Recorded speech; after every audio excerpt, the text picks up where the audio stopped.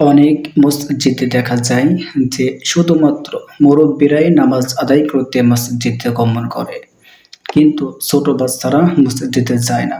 এটা আমাদের ভবিষ্যৎ প্রজন্মের জন্য খুবই ক্ষতিকর একটা বিষয়।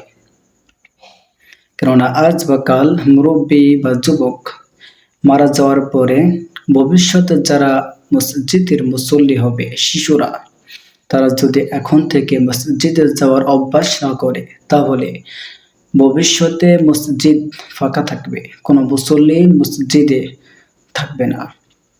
সুতরাং আমাদের প্রত্যেক মুসল্লির জন্য উচিত বাড়ি থেকে শিশুদেরকে, যারা মোটামুটি নামাজের বয়স নিকটবর্তী, নামাজ পড়তে পারে, মসজিদে যাওয়ার মতো হাঁটতে পারে, তাদেরকে মসজিদে নেওয়ার অভ্যাস করা, তাদেরকে মসজিদের সাথে মহব্বত তৈরি করা।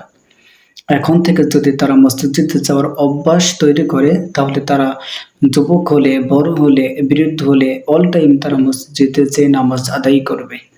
আর যদি অভ্যাস না থাকে, তাহলে ভবিষ্যৎ প্রজন্ম একেবারেই অন্ধকার।